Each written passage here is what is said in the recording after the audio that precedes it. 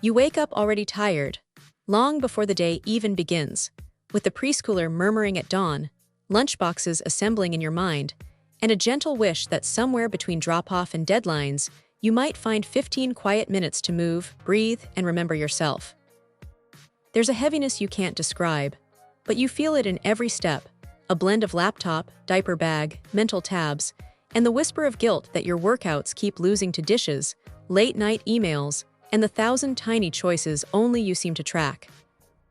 And you keep pretending everything is fine. Even when it isn't, practicing the polite smile for the morning rush and the steady voice for video calls while your body remembers a yoga rhythm you once loved and your heart aches for a kinder kind of strength.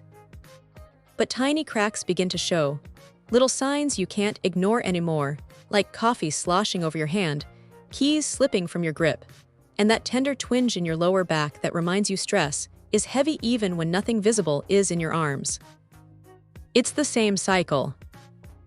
Again and again, where you plan a workout, miss it for dinner or deadlines, promise to start big on Monday, then feel behind by Wednesday because the plan demanded more than your life could give this week.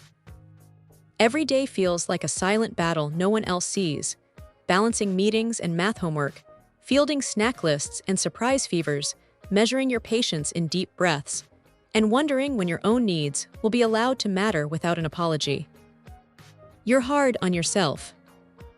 Harder than anyone else ever could be, comparing your tired body to photos of effortless routines, forgetting you rebuilt a human life twice, and that your core, your pelvic floor, and your nervous system need time, care, and gentle direction. You've tried everything, yet nothing ever sticks, from free trials to complicated apps, 5 a.m. alarms to intense challenges, each one crumbling when a child gets sick, a deadline swells, or fear of injury and lingering postpartum weakness asks you to slow down. Slowly, you begin to believe the problem is you, that you're undisciplined or not athletic enough, and that quiet conclusion settles like dust over your days, dimming the possibility of change until even the thought of starting again feels heavy. Everyone else seems to move forward while you're stuck in place. Coworkers training for 10K, neighbors jogging with strollers, friends posting sweaty smiles, while you tally carpools, reheated coffee, and bedtime negotiations, and wonder why energy feels like a language you forgot. You break silently. Because you don't want anyone to see, breathing through tears in the parked car, or letting hot water hide them in the shower before you wipe your face dry, and show up with a practiced grin that doesn't tell the whole story. You start to disconnect.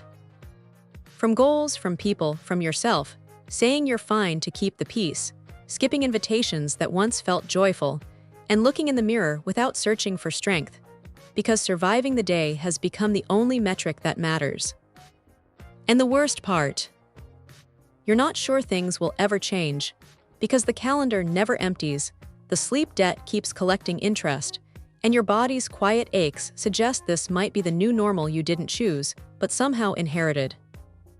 How long can you keep living like this, you wonder, and is there a way to care for your body that respects sick kid weeks, late meetings, and a core that needs rebuilding without shame or the pressure to outrun exhaustion with more exhaustion? But then, in a quiet moment, something inside you whispers, a soft invitation arriving while the dishwasher hums and the house finally stills, asking whether 5 kind minutes before bed might be the smallest door back to yourself. What if things don't have to stay this way, you hear, and the question feels like sunlight under a door, suggesting that 10 calm minutes before sunrise could shift the whole day without demanding more than you can honestly give.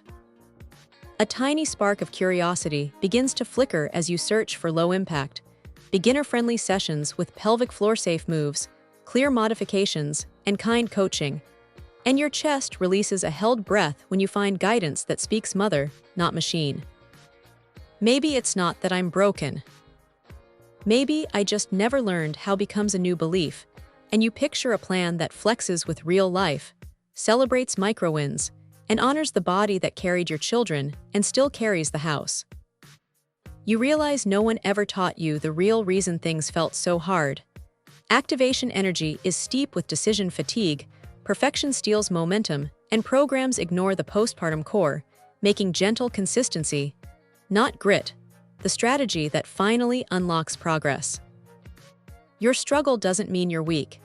It means you're human, multitasking a career, caretaking, and the invisible logistics of family life, while your body asks for patience, breath-led movement, and the grace to build strength like a sunrise, unhurried and bright. For the first time, you stop blaming yourself and place a hand over your heart, promising to train with kindness and curiosity, measuring effort in minutes you do have rather than perfection you don't, and it feels like untying a knot inside your chest.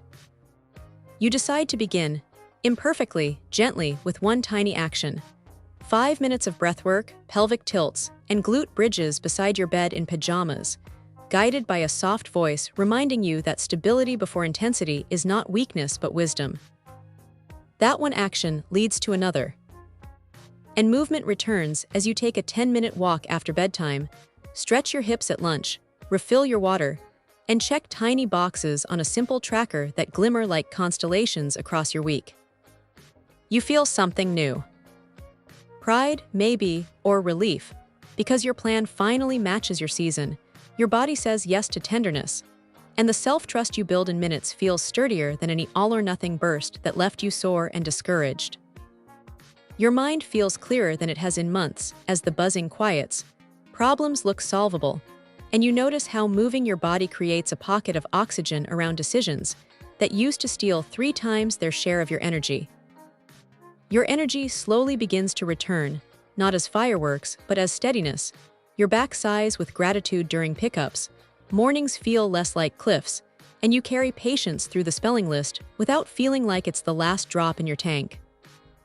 You notice small changes in places you never expected. Lifting your preschooler without bracing, standing taller in line, sleeping deeper after evening stretches, and realizing that the skill of recovery is a strength that touches everything you care about. You start believing, maybe I can actually do this. So you circle 3 short sessions on your calendar, prep a mat near the nightlight, pick a gentle playlist, and celebrate each shaded square on your tracker like a promise you kept to yourself. The old story you told yourself begins to fade, the one that said only hour-long workouts count, or that missing a day erases the week, replaced with a kinder truth that consistency loves small steps and patience is its most loyal friend.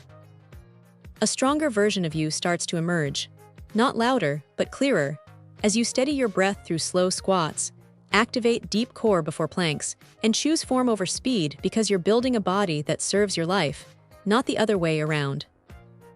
Your actions finally match who you want to become as you block 15 minutes before the house wakes. Place dumbbells by the crib for naptime sets, keep a resistance band in your tote, and batch simple meals that let dinner be easy and nourishing. You catch yourself thinking differently.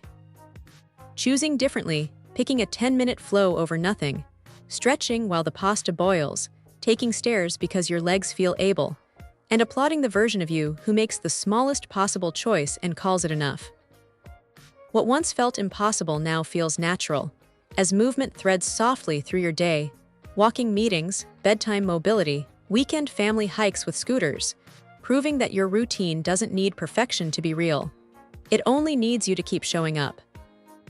You feel more grounded than ever before as breath anchors busy moments, small setbacks don't spiral, and your nervous system recognizes the rhythm you've practiced. Downshift, move gently, recover, until calm becomes a skill you can trust under pressure. Your mind finally has room to breathe because you've removed decisions with a tiny checklist, chosen moves that respect your core, and reframed success as showing up, freeing your head to focus on what matters rather than how perfect it looks. You reconnect with people because you've reconnected with yourself, finding more patience for bedtime stories, inviting a friend for a stroller walk, laughing on weekend laps around the park, and feeling how your care spills outward into the lives you love. New opportunities appear. Because you now have the energy to see them, like swapping a seated update for a walking meeting, joining a gentle office wellness challenge, or raising your hand for a project without the old dread fogging your confidence. Your world becomes bigger, brighter. More yours as you adapt during sick kid weeks with chair workouts, add weekend bike rides with the big kid, and trust that bending your plan is a sign of wisdom, not failure, because the story still moves forward. You've become someone you barely recognize.